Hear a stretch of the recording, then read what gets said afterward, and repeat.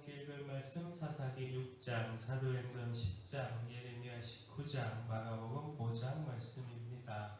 자, 오늘 말씀으로 함께 나눌 주제는 주님께서 함께 하신다라는 겁니다. 그 함께 하심으로 능력과 축복의 삶을 살아갈 수 있다라는 겁니다.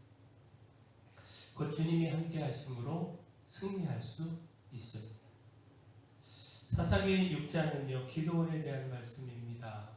기드온을 이스라엘의 사사로 부르시고 또 기적의 사건을 통하여 그 사명을 확증케 하신 말씀입니다.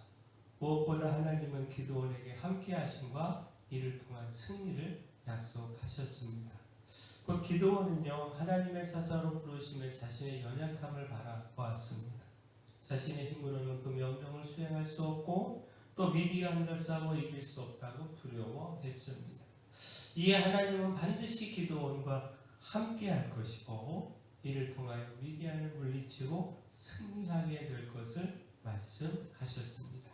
그 사사기 6장 15절 16절 말씀 보면 그러나 기드온이 그에게 대답하되 오 주여 내가 무엇으로 이스라엘을 구원하리이까 보소서 나의 집은 므낫세 중에 극히 약하고 나는 내 아버지 집에서 가장 작은 자니이다 하니 여호와께서 그에게 이르시되 내가 반드시 너와 함께 하리니 내가 미디안 사람 치기를 한 사람을 치듯 하리라 하시니라.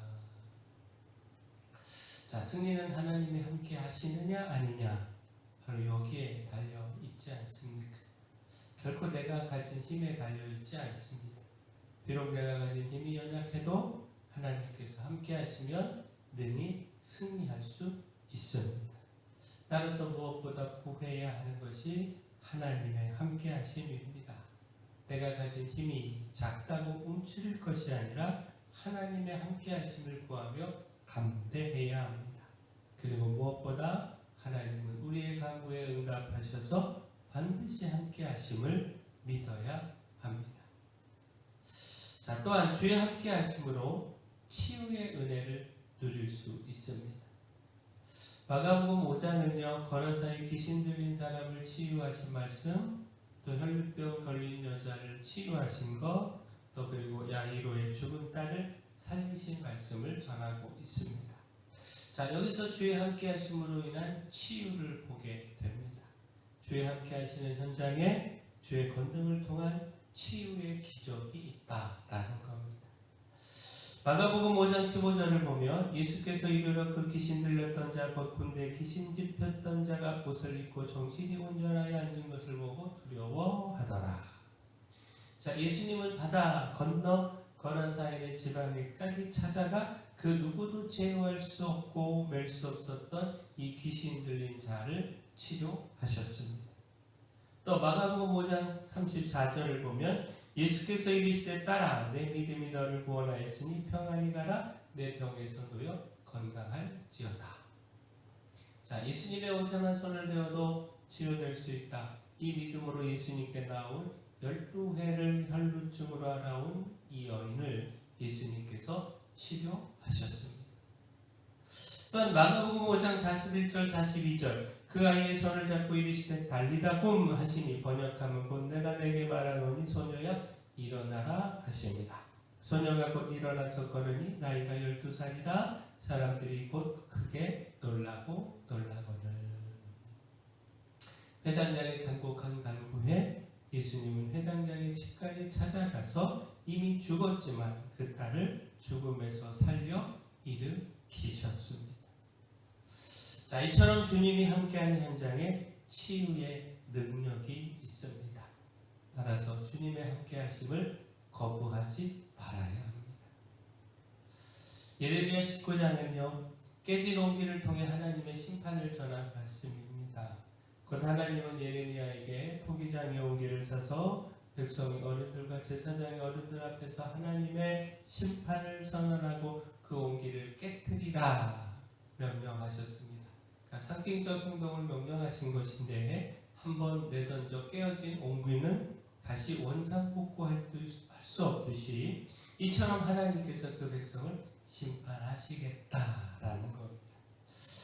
자, 이와 같은 하나님의 심판의 선언은요, 그 백성들의 불순종과 우상 숭배 등의 죄악으로 하나님을 버렸기 때문입니다. 그 백성들이 그처럼 불순종하고 죄악을 행한 것은 하나님께서 함께 하심을 거부한 것이고, 또 그 결과는 하나님의 심판일 수밖에 없다라는 겁니다.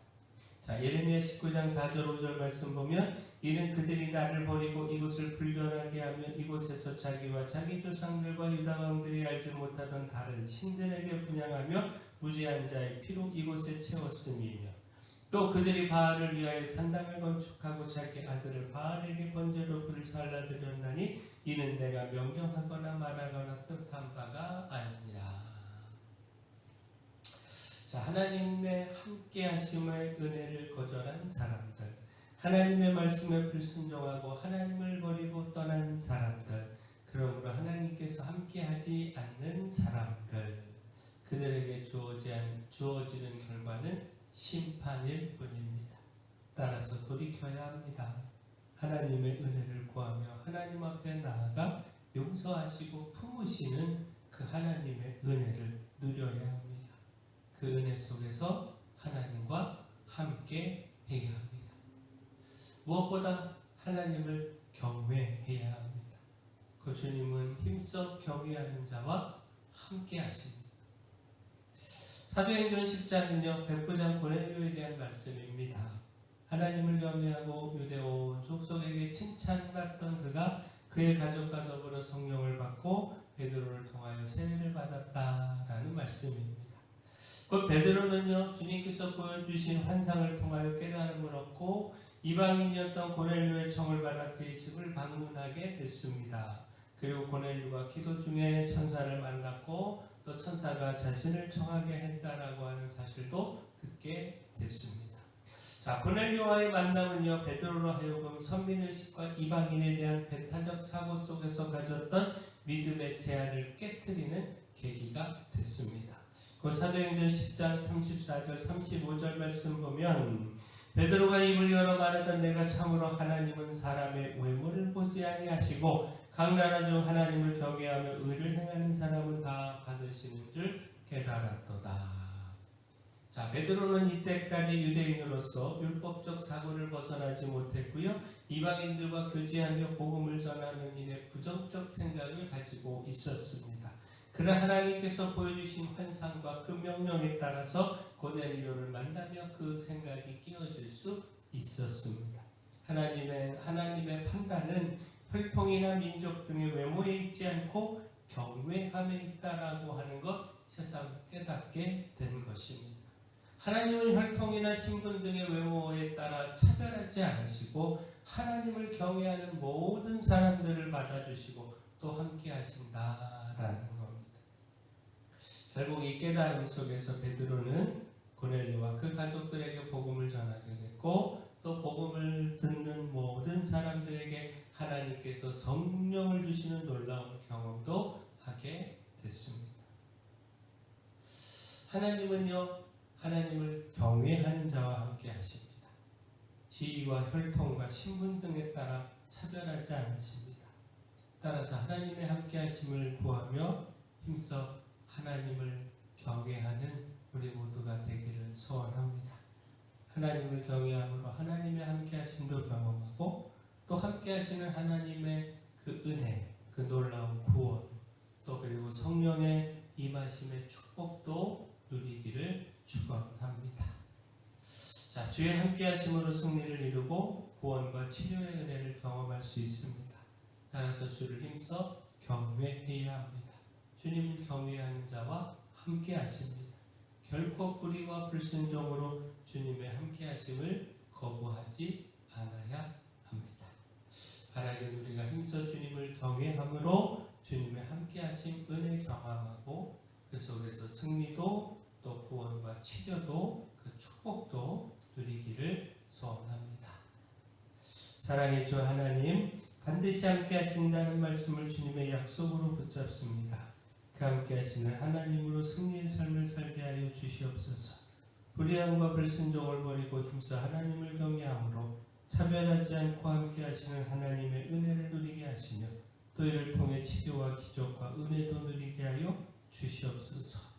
교회에 연약한 모든 분들 주님 함께 하셔서 치료의 역사 나타내 주시옵소서. 주님의 손으로 안수하시고 놀라운 말씀 선포하여 주시옵소서. 저에게 주신 사명 이 마을의 빛이요 소금으로서의 사명 잘 감당할 수 있도록 힘도 주시고 물질도 주시고 일꾼도 보내 주시옵소서. 예수님의 이름으로 기도합니다.